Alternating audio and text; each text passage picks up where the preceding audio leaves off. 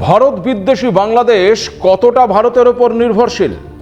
ভারত পাশে না থাকলে কি হতে পারে ওই বাংলাদেশের? ভারত চাইলে কি বাংলাদেশের ক্ষতি করতে পারে? বর্তমানে বাংলাদেশের যা পরিস্থিতি, তাতে বাংলাদেশের বিরুদ্ধে সামরিক পদক্ষেপ নিচ্ছে ভারত। সামরিক দিক থেকে বাংলাদেশের থেকে কতটা এগিয়ে রয়েছে ভারত? আবার ভারতই বা ওই বাংলাদেশের ওপর কতটা নির্ভরশীল? বাংলাদেশ প্রতিবন্ধকতা সৃষ্টি করলে কতটা অসুবিধায় পড়তে পারে ভারত? দুদেশের মধ্যে তৈরি হওয়া এই উত্তেজনায় কারা সবচেয়ে বিপদে পড়ছেন আর কারা নিজেদের ফায়দা নিচ্ছে? বাংলাদেশে যা হচ্ছে তা কি দেশের প্রতি প্রেম নাকি নিজেদের স্বার্থ সিদ্ধির প্রচেষ্টা? নমস্কার, আপনারা দেখতে শুরু করেছেন এডিটরস ডায়েরি। আমি ভাস্কর দত্ত আপনাদেরকে আরও একটি এপিসোডে স্বাগত জানাই।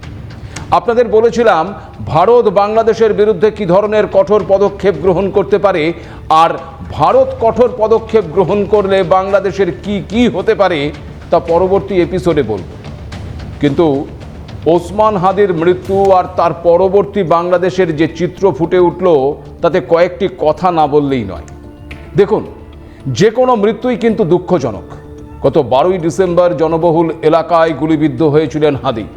সিঙ্গাপুরে চিকিৎসাধীন ছিলেন। 1 সপ্তাহ ধরে লড়াই করেও শেষ পর্যন্ত মৃত্যুর কাছে হার মানলেন। পরিবর্তনের বাংলাদেশে অকালে ঝরে গেল একটি প্রাণ, যা কখনোই কিন্তু কাঙ্ক্ষিত নয়, কোনো দেশেই কাঙ্ক্ষিত নয়। আর বৃহস্পতিবার রাত 9:45টার পর যখন হাদির মৃত্যুর খবর বাংলাদেশে পৌঁছল, তারপর থেকে বাংলাদেশ জুড়ে যা যা ঘটছে এবং ঘটে চলেছে তা কতটা কাঙ্ক্ষিত বা কতটা যুক্তিসঙ্গত বা সমর্থনযোগ্য তা নিয়েও কিন্তু প্রশ্ন থেকে যায়। বাংলাদেশে ভারত বিরোধিতার আবহ তৈরি হয়েছে। হাদির মৃত্যুর পর তা আরও জোরালো হবে তা বোঝাই যাচ্ছিল। কিন্তু ভারতের বিরোধিতা করে যারা বড় বড় কথা বলছেন, তাদের নিয়ে আজ আমি কোনো কথা বলবো না, কারণ গত এপিসোডে তাদের সম্পর্কে যা বলার বলেছি। তাই নতুন করে তাদের বক্তব্য নিয়ে বলার কিছুই নেই। যেটা বলার তা হলো, হাদির মৃত্যুর পর ভারত বিরোধিতা ছাড়াও কতগুলো ঘটনা বাংলাদেশে ঘটেছে যা অত্যন্ত তাৎপর্যপূর্ণ। আমি ধরে নিলাম যারা ভারতের বিরোধিতা করছেন, ভারতের আধিপত্য নিয়ে অভিযোগ করছেন, তারা একটা অন্য বাংলাদেশ গড়ার স্বপ্ন দেখছেন। আমি দায়িত্ব নিয়ে বলছি, একটা সুসংগঠিত বাংলাদেশ গড়ে উঠলে তাতে ভারতের কোনো অসুবিধে নেই, বরং ভারত সেটাই চায়। প্রশ্ন হচ্ছে, এই হাসনাত আবদুল্লাহ, নাহিদ ইসলাম, মাহফুজ আলম বা ওই বাংলাদেশের ঐক্য মঞ্চ কোন বাংলাদেশ গড়তে চাইছে? এক নয়াতন্ত্রের বাংলাদেশ, মৌলবাদের বাংলাদেশ, জঙ্গিবাদের বাংলাদেশ, নাকি গণতান্ত্রিক বাংলাদেশ, যে বাংলাদেশ নিজের পায়ে মাথা উঁচু করে দাঁড়াতে পারবে? কোনটা? যদি বলেন কেন এই প্রশ্ন, তার কারণ ওসমান হাদির মৃত্যুর পর ভারতীয় হাই কমিশনে হামলা বা ভারতীয় উপ হাই কমিশনারের বাসভবনে হামলার চেষ্টা, এসবই ওই ভারত বিরোধিতার অঙ্গ বলে ধরে নিলাম। কিন্তু ময়মনসিংহে দীপুচন্দ্র দাস নামে এক হিন্দু ব্যক্তিকে কারখানার ভেতরে পিটিয়ে খুন করা হলো কেন? খুন করার পর তার মৃতদেহ রাস্তার ওপর ফেলে রাখা হলো কেন? মৃতদেহ রাস্তা থেকে তুলে উলঙ্গ করে একটি গাছে ঝুলিয়ে দেওয়া হলো কেন? কেন একটি মৃতদেহকে উলঙ্গ করে গাছে ঝুলিয়ে আবার সেই মৃতদেহের ওপর লাঠি পেটা করা হলো? এরপর প্রকাশ্যে সেই মৃতদেহতে আগুন ধরিয়ে দেওয়া হলো কেন? আর মৃতদেহ জ্বলতে দেখে আনন্দে উল্লাস করলো কারা? এই মধ্যযুগীয় বর্বরতাতে বিশ্বাসকারীরাই কি নির্ধারণ করবে আগামী বাংলাদেশের ভবিষ্যৎ? হাসনাত আবদুল্লাহ, নাহিদ ইসলাম, মাহফুজ আলমরা এই ঘটনাকে সমর্থন করছেন তো? যদি সমর্থন না করেন তবে কেউ কোনো প্রতিবাদ করেননি কেন? হাদির মৃত্যুর সাথে বা ভারত বিরোধিতার সাথে ওই দীপুচন্দ্র দাসের কি সম্পর্ক? শুধুমাত্র হিন্দু বলে তাকে মারতে হবে? বাংলাদেশে হিন্দু নিধন আগেও হয়েছে, হাসিনা পরবর্তী বাংলাদেশে যা আরও বৃদ্ধি পেয়েছে। তাহলে কি ধরে নিতে হবে হিন্দু তথা সংখ্যালঘুদের ওপর অত্যাচার, তাদের খুন করে রাস্তায় আগুন দিয়ে পোড়ানোটাই আজকের বাংলাদেশের এজেন্ডা? পরিবর্তনের বাংলাদেশ মানেই হিন্দু নিধন, হাদির মৃত্যু বেদনাদায়ক, যা কখনো কাঙ্ক্ষিত নয়, আর দীপু দাসের মৃত্যু আনন্দদায়ক এবং কাঙ্ক্ষিত, তাই তো? মন্দের ভালো এটাই যে ইউনূস সরকার ওই দীপু দাসকে খুনের ঘটনার নিন্দা প্রকাশ করেছে। বিবৃতিতে জানিয়েছে নতুন বাংলাদেশে এই ধরনের সহিংসতার ঘটনা কোনো স্থান পাবে না। আমি বিশ্বাস করি না যে বাংলাদেশের আম জনতার সবাই দীপু দাসের এই নির্মম হত্যাকে সমর্থন করে, কিন্তু তারা প্রকাশ্যে তা বলতে ভয় পায়, প্রতিক্রিয়া জানাতে ভয় পায়, প্রতিবাদ করতে ভয় পায়।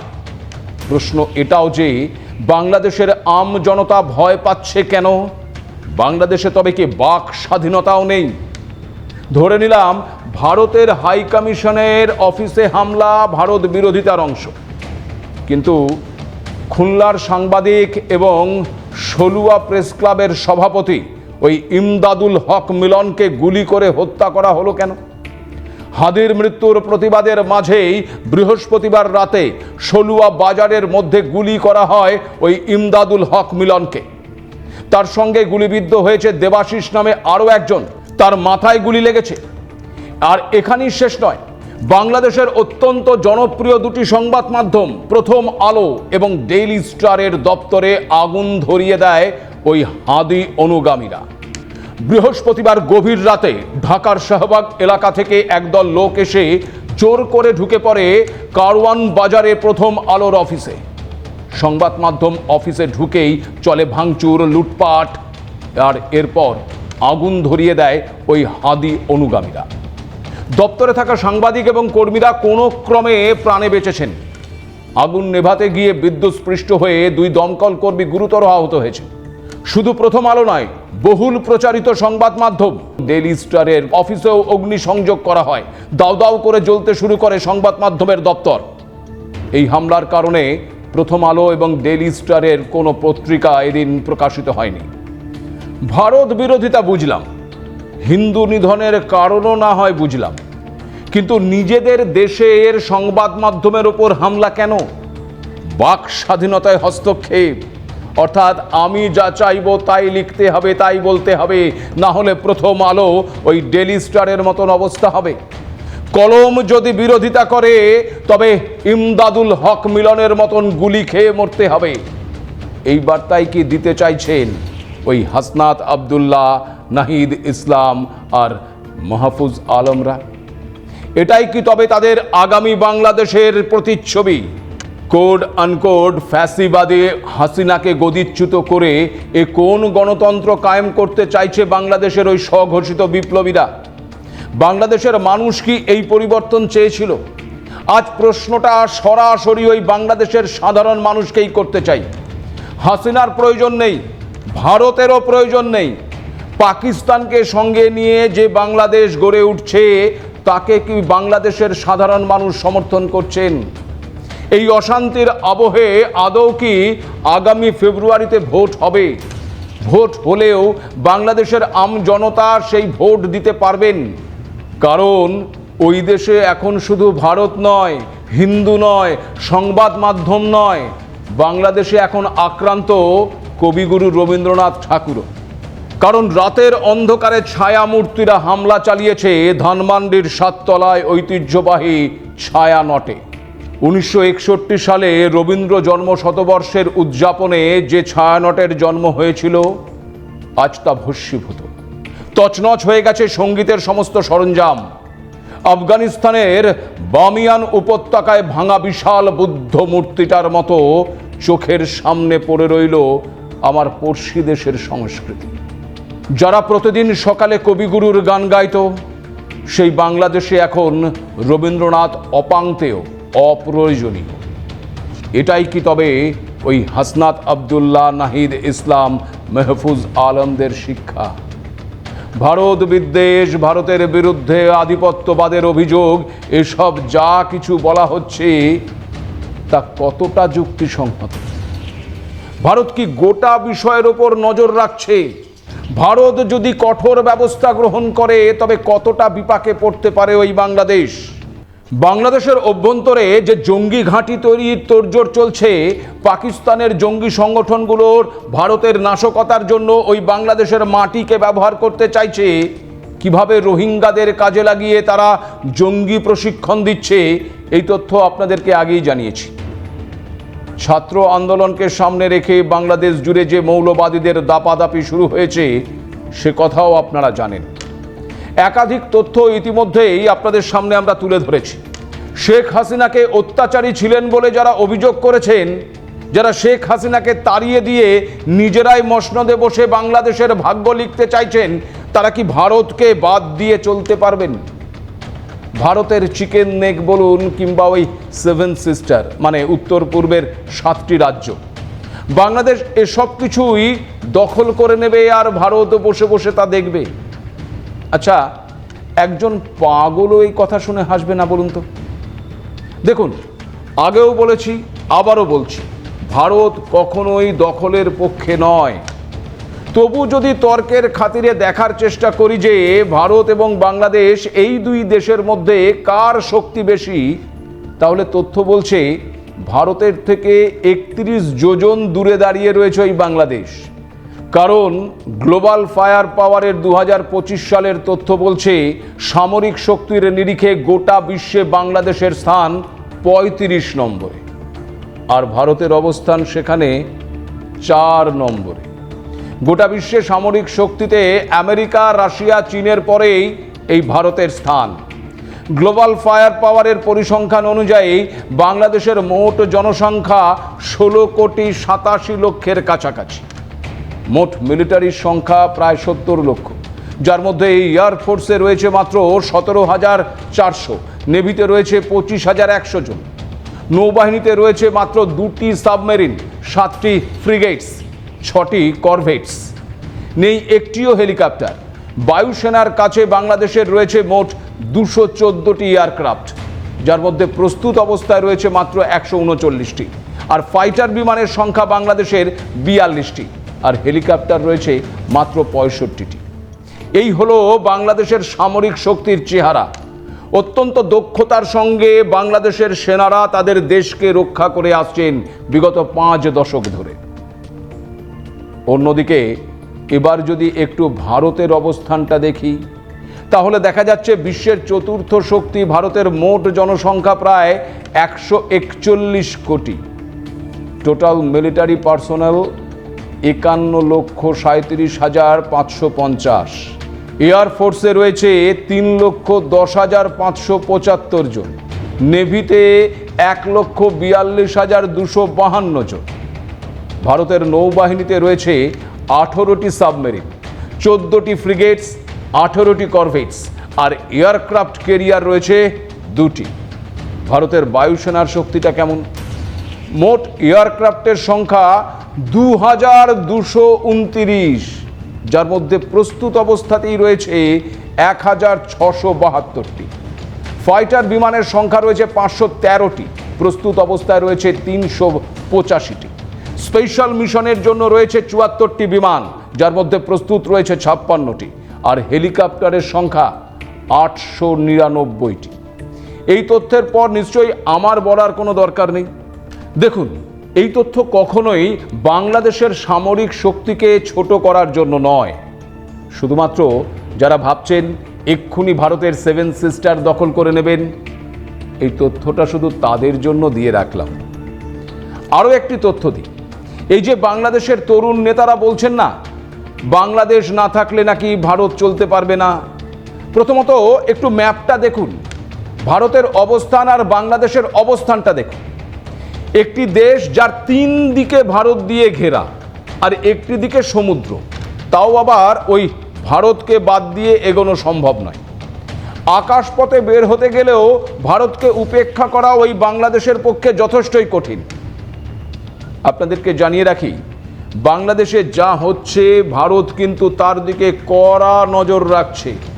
আর সূত্র মারফত খবর যা পাওয়া যাচ্ছে তাতে জানা যাচ্ছে যে ইতিমধ্যেই সীমান্ত এলাকায় নজরদারি বাড়ানো হয়েছে, পাশাপাশি প্রয়োজনীয় পদক্ষেপ নিয়ে ফেলেছে ভারত।